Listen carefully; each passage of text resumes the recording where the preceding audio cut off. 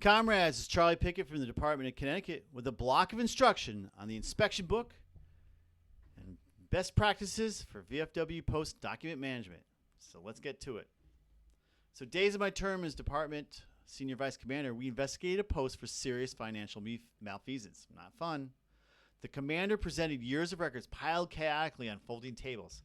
I asked for a specific trustee's report of audit and the corresponding bank statements from previous fiscal year, but they couldn't be produced in a timely manner. You know why? Not because they didn't exist, but because they were buried in this mess. Ugh. Comrades, financial records, correspondence, minutes, and similar financial administrative records constitute the history of your post. Take pride in this. They should be organized with care in a legibly uniform format, but it can be done simply, saving time and effort and preventing grief. Now, for example, the VFW New Haven Post keeps two big books. There's this guy. One is the membership book, where the VFW membership applications are permanently retained in alphabetical order. There is a ton of personally identifiable information, or PII, in the membership book, and protecting it is crucial so it doesn't leave the house except for inspection day. The second big book is the focus of this block of instruction. This wood-grained one right here. We call it the inspection book. Why? Because everything listed in the VFW post inspection form, except for membership applications, and we also keep the officer's proof of eligibility in the membership book, is in this book. Plus the items, hold on a second, plus the items in the post inspection book are largely in the order of the post inspection form. I know, it's crazy.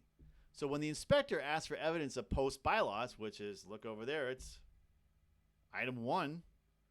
It's just a flip of the page to item 2, post incorporation documents. Crazy. And when you renew things, you just take them out of the sleeve and you just put the new one in there. Too easy. By making the post inspection book largely mirror the post inspection form, it makes preparation for inspections infinitely easier. For example, sort bank statements just behind the corresponding fiscal quarter of the trustee's report. Trustee's report on top, put the bank statements below it, go from oldest in front to newest in the back, and go that way chronologically.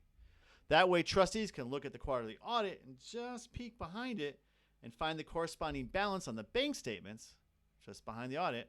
It's all one place. You hand them the binder, and they go, oh yeah, and they sign it right there, and then bada bing, you're an all-state quartermaster. Now look, there will be some page flipping as the post-inspection form verifies multiple items using meeting minutes. However, by having all evidential documents in one place and in order, it simplifies annual inspections. Additionally, keep the last VFW post-inspection form in the inspection book, as the next inspector can use it to fill in the biographical data on the top of the form. And lastly, IRS regulations. So here we are, the Veterans Foreign Wars of the United States, New Haven Post 12150. Lastly, IRS regulations that all tax-exempt organizations make both their application for exemption and 990s for the past 1, 2, 3 years available for public inspection. So if you go on their website, there's my publication 78. My very important, we have our own determination letter, and here's 10 years of 990 yens for public inspection. These completed forms can be put on your website, but copies must be physically available for public inspection at their principal office upon request. You got to have both. On the web is great, but you got to have it printed out. In effect, keep your application for exemption, or the umbrella one, and the last 3 990s in your post-inspection book.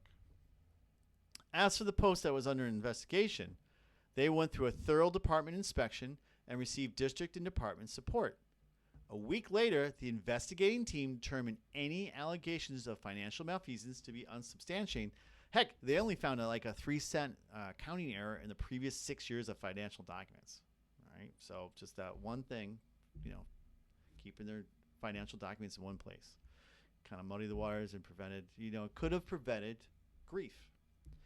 So Comrades, that wraps up this block of instruction on the inspection book and VFW post document management. Best practices and keeping it all together. Offering tips how to effectively run your organization in accordance with VFW bylaws and procedures. With that, good luck with your next inspection.